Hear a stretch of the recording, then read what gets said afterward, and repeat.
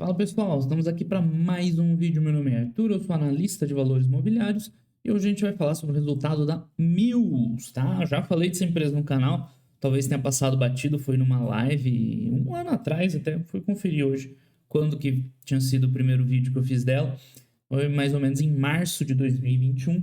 Uma empresa interessante porque ela também é do setor de locação de veículos, mas totalmente diferente dos veículos leves que a gente está acostumado a acompanhar, com Movida, com Unidas, com Localiza, tá?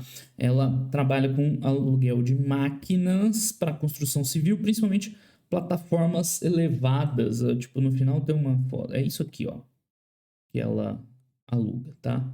Então, enfim, se não for plataforma elevatória, a gente já viu lá no release, me perdoe, mas é isso aí, tá?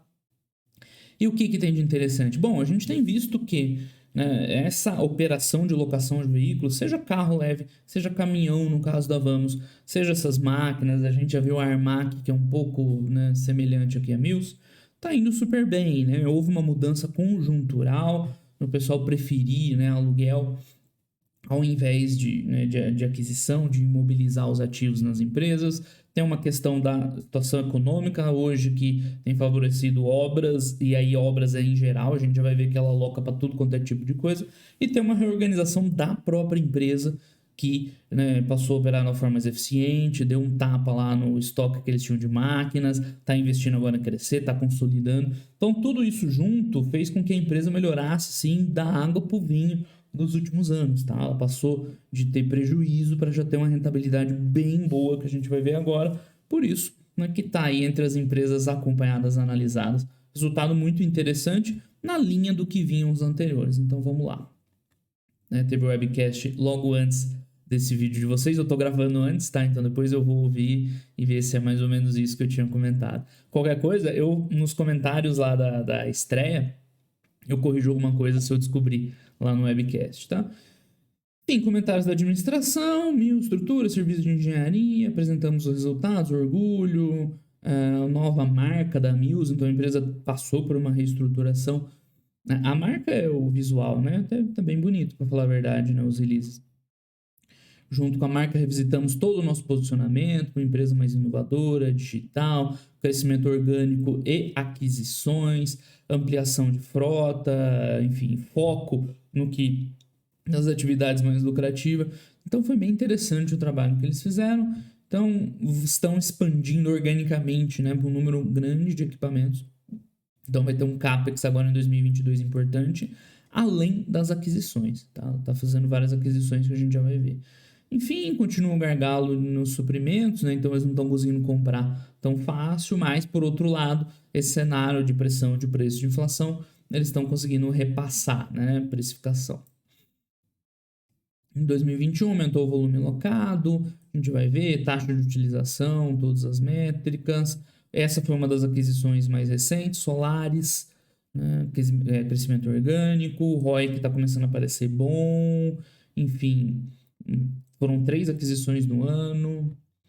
A empresa segue uma trajetória de crescimento muito forte, né? Então, o primeiro vídeo foi no início de 2020 para cá, né? Ela só confirmou e acelerou, na verdade, né, a tese. Então, tem mais comentários da administração. Agora, falando de números, né? Então, os crescimentos estão muito bons, tanto de receita, quanto de EBITDA, quanto de lucro, que ela finalmente está com lucro bom, saudável. Enfim, os recursos ela vai pagar um pouquinho de dividendo e vai reinvestir bastante, né? Mas ela tem caixa líquido, tá numa situação tranquila de capital. O que mais? Fez uma recompra relevante, tá? 3% é bastante, não é pouco. O que mais? Blá, blá. O ano com caixa, eles têm 200 milhões em caixa, 140 de dívida, então eles têm 66, eu acho, de caixa líquido, que tá tranquilo. Tá bom.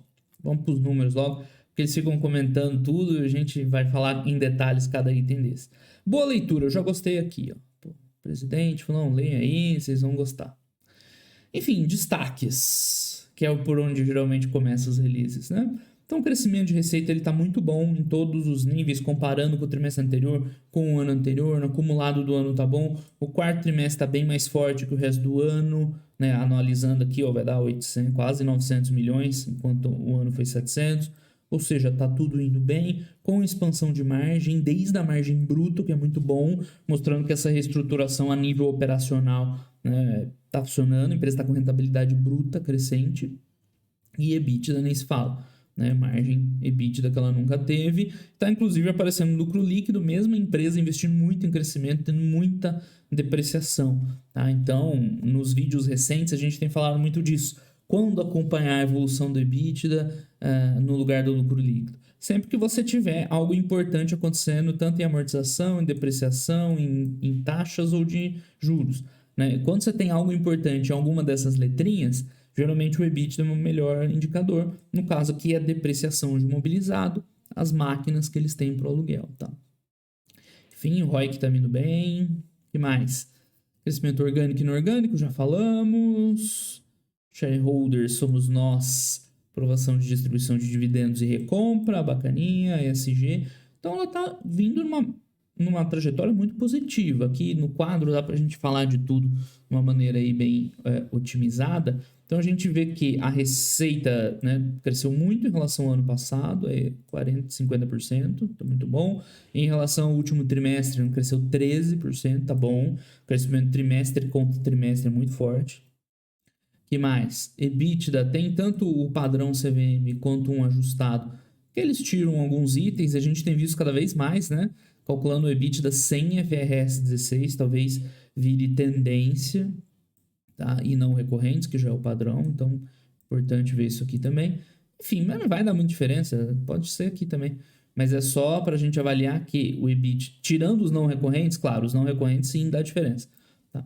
Mas o EBITDA também está subindo 70% em relação ao quarto de 2020 e 90%, não, o que é? Esse aqui é o ano, 90% no ano e 17% em relação ao trimestre anterior. Então está seguindo aqui mais ou menos a linha da receita, tá? Em termos de lucro, como eu já falei, o lucro não é a melhor medida para acompanhar, já que a evolução deles provoca um aumento grande na depreciação, mas até no lucro já está começando a entrar um resultado razoável, alavancando bem a parte operacional. E, enfim, se comparar com o ano, que foi 100 milhões, foi quase metade vindo do quarto tri. Ou seja, ela está na trajetória e fechou o ano muito forte. ROIC já começa a aparecer também, numa empresa de capital intensivo, Ou seja, muito bom. O fluxo de caixa livre é porque ela fez aquisições, Aí conta FCO menos CAPEX, está descontado aqui, por isso que pesou menos. Mas em termos de fluxo de caixa operacional, a gente tem lá o resultado entrando mesmo com a expansão da empresa. Eu já expliquei também nos vídeos mais recentes que quando a empresa está crescendo muito, às vezes fica dinheiro preso no FCO, porque você tem que manter estoques e tal. No caso dela não é tanto, por isso que a gente vê um FCO já bem favorável. Enfim, continuando. O principal business deles é essas plataformas elevatórias que a gente viu lá no final, Isso aqui. É isso, tá? É 70%, quanto? Do resultado? 85% do resultado. O resto é bem menos relevante. Onde entram os serviços de engenharia e alguns outros equipamentos para obras, forma, escoramento e tal. Mas é bem menos importante. O lance está aqui nas plataformas elevatórias. As indústrias que ela aluga as máquinas são muito variadas, tá? Que eu tinha comentado lá no comecinho. Então aqui a gente tem uma quebra da receita por segmento e nós vamos ver que tem vários itens aí, várias indústrias diferentes. Não sei por que eles dividiram dessa forma, tá? Não está do maior para o menor, que é o padrão. Esse aqui eu já adianto para vocês que é indústria da construção, que é o principal cliente deles. Não sei por que eles colocaram desse jeito. Tá aqui, o primeiro é siderurgia, metalurgia. É esse e vai girando aqui em sentido horário e aqui, correndo a linha. Mas o que é importante ver, tem, claro, uma concentração em construção civil, aqui provavelmente. Óbvio, tem uma concentração, 40%, e esse aqui é grande também, que é serviços, tá? Tem diversos, tem de tudo um pouco. Mas eles conseguem mostrar que, por exemplo, não é que a gente depende daquele empreendimento que vai fazer apartamento de média renda, igual a Exetec e tal, as construtoras que a gente acompanha. Não, é construção como um todo, é obra grande, obra pesada, obra de infraestrutura, transporte, mineração, ou seja, é relativamente bem diversificado. não é porque ela tem uma exposição à construção civil como um todo, tem, mas não é porque você vai ver, né, uma construtora tipo a Zetec vendendo menos que você vai ficar preocupado com o resultado aqui, porque é muito mais amplo, né? Quando a gente fala em construção aqui para eles, são obras, né, num sentido amplo mesmo. Então, é legal de ver que não é, sei lá, agora a taxa de juros alta, a construção civil vai sofrer um pouco, não quer dizer que eles vão sofrer, tá? Isso é importante ser dito. Então, várias indústrias pesadas em geral, para tudo, né? Telecom, deve ser para instalação de torre, de coisa do tipo. Enfim, até indústria digital, os caras alugam essas plataformas elevatórias. Onde tá? É isso aqui, né? 0,9. Mas tem de tudo um pouquinho, isso é importante. Então, o segmento rental, que é o das plataformas como elevatória. Plataforma elevatória.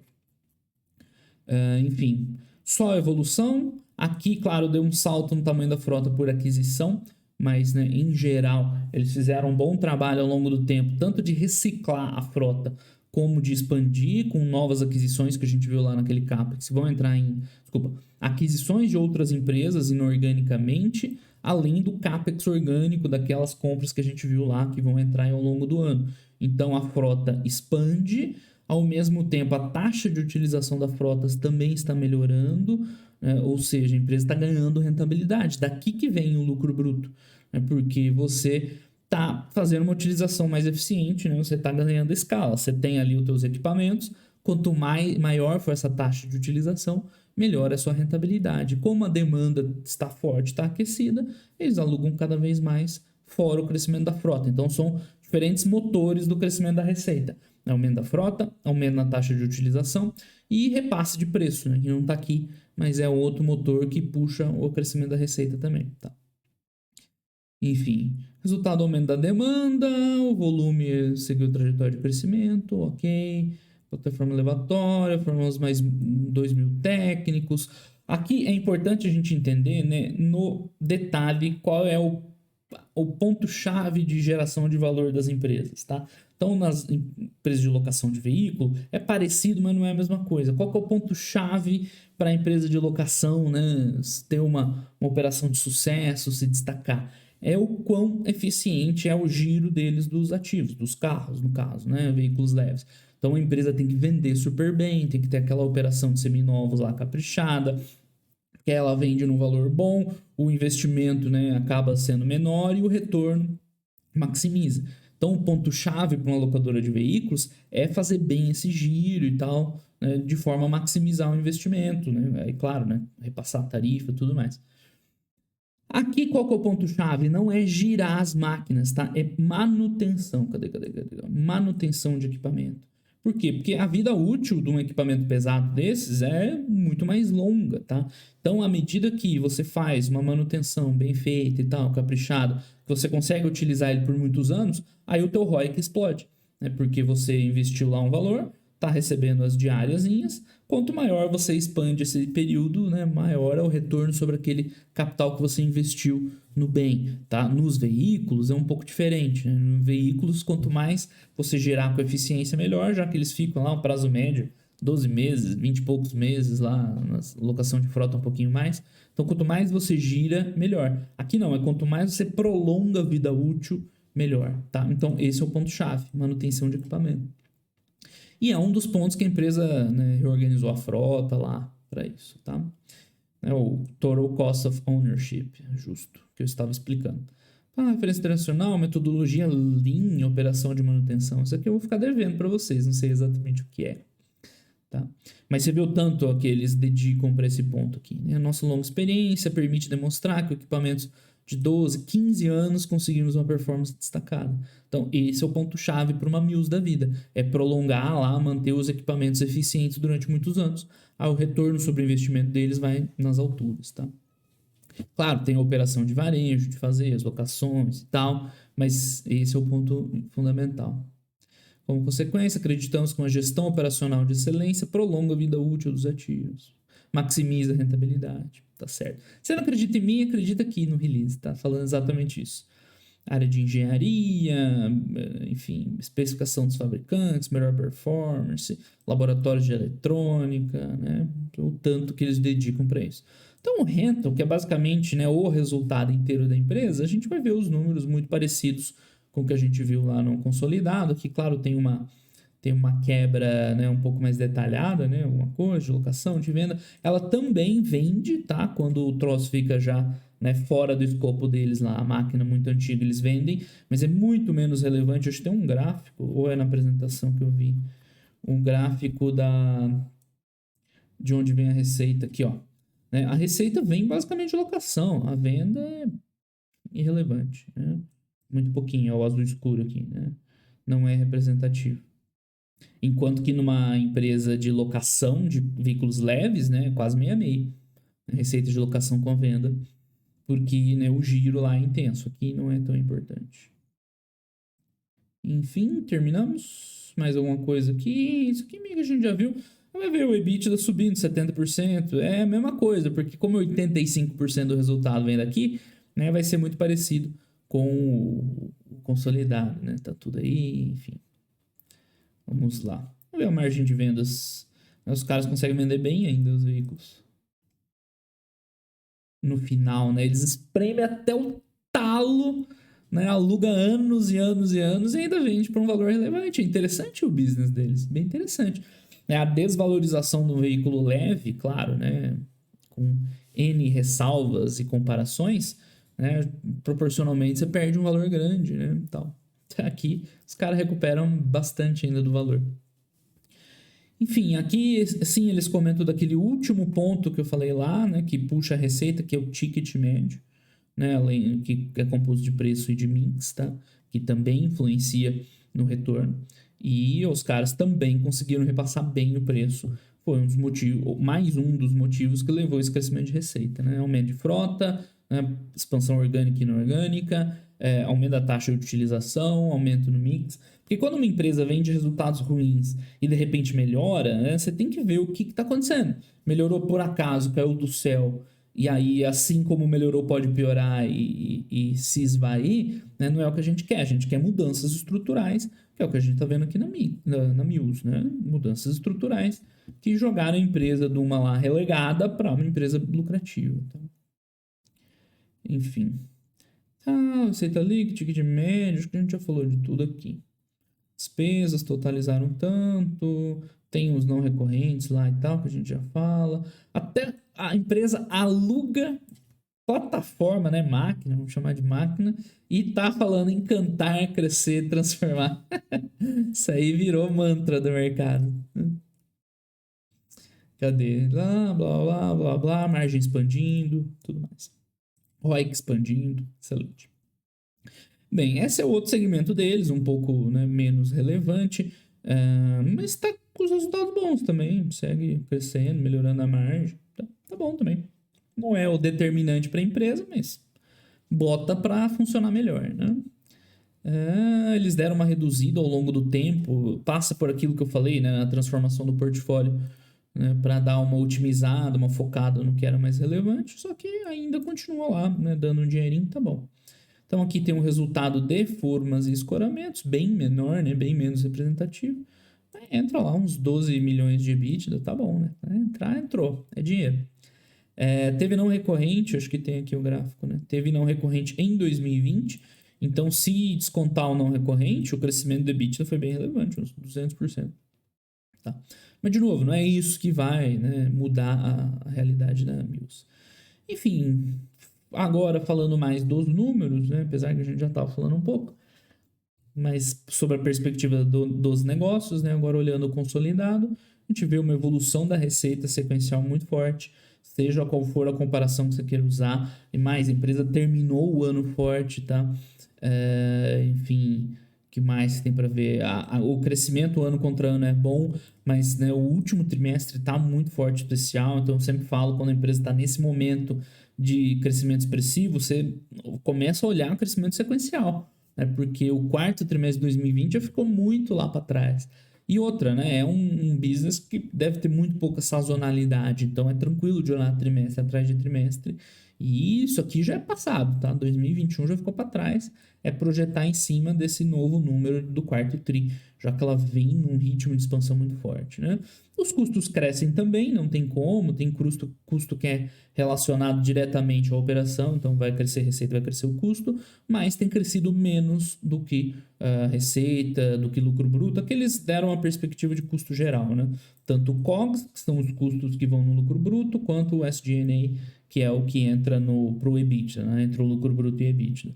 Mas, de uma maneira geral, eles melhoraram a margem bruta, então o COGS cresceu menos do que a receita, e melhoraram margem EBITDA mais ainda, ou seja, o SG&A aumentou menos do que o crescimento do lucro bruto. E isso é alavancagem operacional, evolução de margens, tá muito visível no momento, né? Aquilo que a gente está vendo aqui. E quando você olha períodos mais longos, né, é nítida a evolução. Faltou um quadrinho igual o que a gente viu ontem na Unifique, né? Com o primeiro trimestre de 20, segundo 20, terceiro 20, quarto 20, primeiro 21, que aí ia dar para ver essa reta aqui, né, em linha reta. Mas dá para, né, imaginar isso aqui. Muito forte, né? Qualquer métrica que vocês usarem, receita, EBITDA, até mesmo o lucro líquido. Em termos de não recorrentes, eles têm um projeto, tá? Isso aqui sempre fica no limbo entre ser não recorrente ou não, que eles têm um projeto de readequar a frota e tudo mais, que é o que eu falei, no limbo entre recorrente e não recorrente.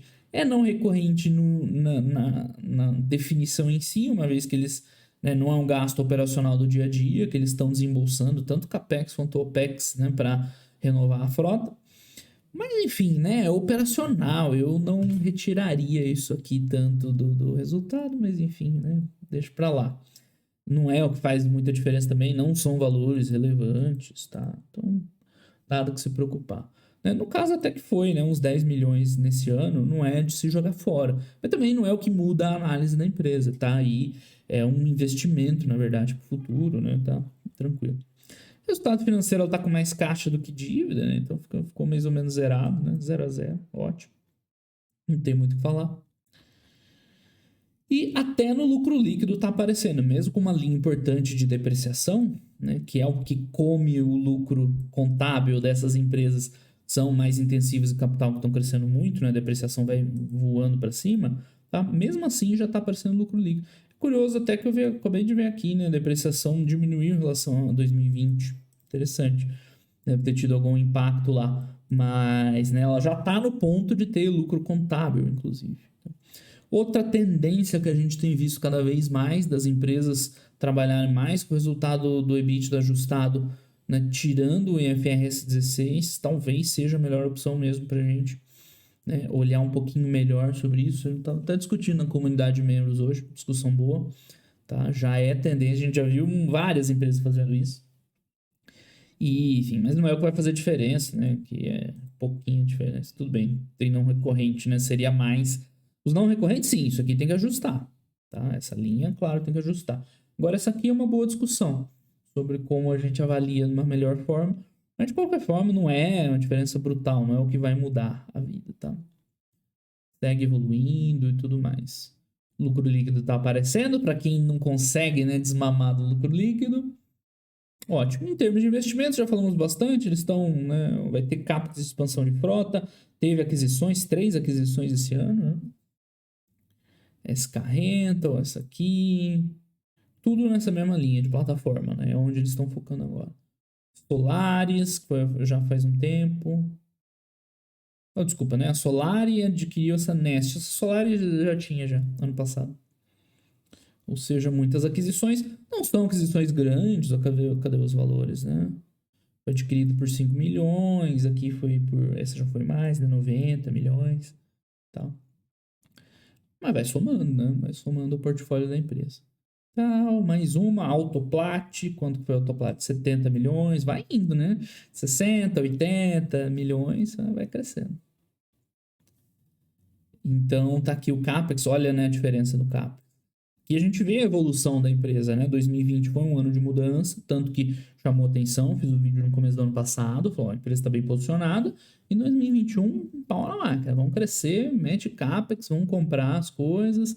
Aqui eles estão contando o Merge Acquisition no CAPEX, tá? é um CAPEX lato sensu, então não é o CAPEX stricto sensu lá, definição contábil, é investimento como um todo.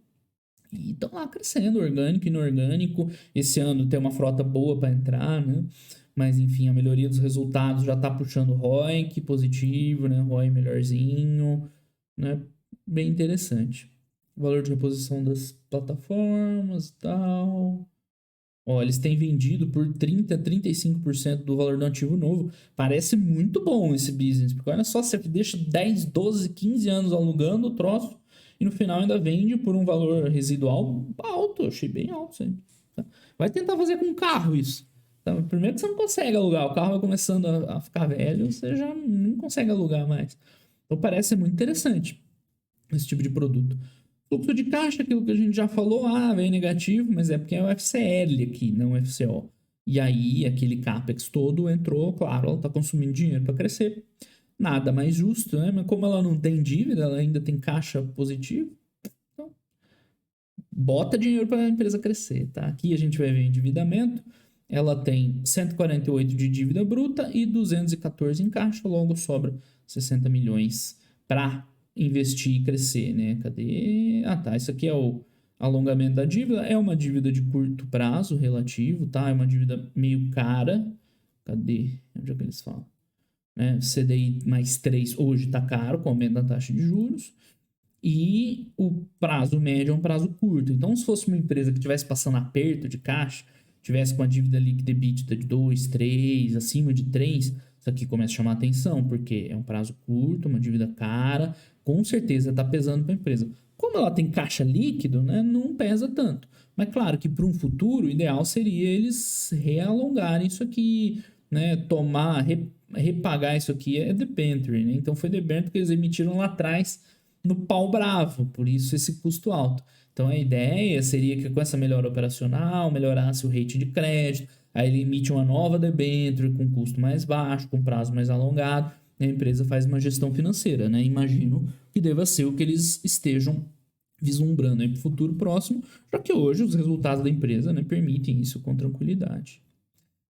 Enfim, SG, como é que é o encantar os clientes? Chega lá o assim, nada, não tô desmerecendo, tá longe disso. Mas chega o cara para alugar uma plataforma lá para uma obra. Você não, mas eu quero te encantar aqui. Muito bom. Tá, diversidade.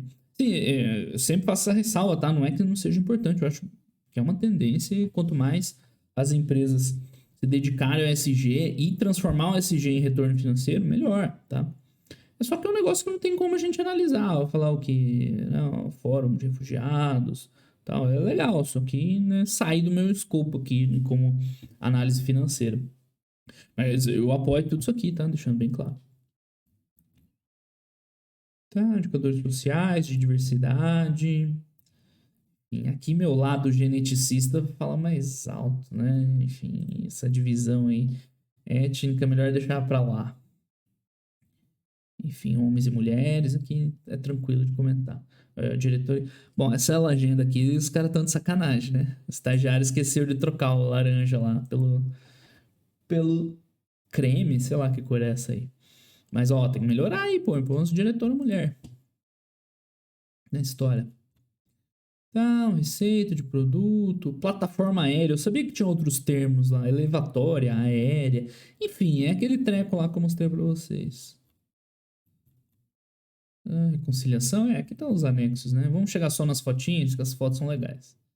Olha lá, né? Um apoio para a obra pesada, construção de uma ponte, parece, né? Água, que mais? Aqui também para construção, mas de um galpãozão, né? Algo industrial, assim. Que mais? Tem mais. Tem mais uma, né? Aqui, ó. Aqui é o estacionamento deles, o estoque. Legal, né? Achei a empresa evoluiu muito esse ano, já tinha chamado a atenção no começo do ano passado, mas né, ela só melhorou, só evoluiu, já tá com uma rentabilidade boa, né? Ano passado era aquele negócio, ó, se continuar assim vai dar bom. Então já evoluiu, já tá com a rentabilidade boa, já dá para levar a sério. Imagino que os próximos passos sejam dar essa adequação aí financeira, continuar crescendo lá com aquelas aquisições. Quanto que era mesmo? Opa. a aquisição orgânica deles. 1.300 equipamentos. Eles botaram em número de equipamentos, né? Mas com certeza é relevante. 63 milhões de dólares. Hoje o dólar não tá valendo mais nada, né? Mas bota uns 300 milhões de reais, cara, bastante dinheiro. Estão investindo muito no crescimento. Ano que vem, provavelmente, a gente vai ver a empresa, né, com resultados bem melhores ainda, né? Isso aqui vai escalar ao longo do ano.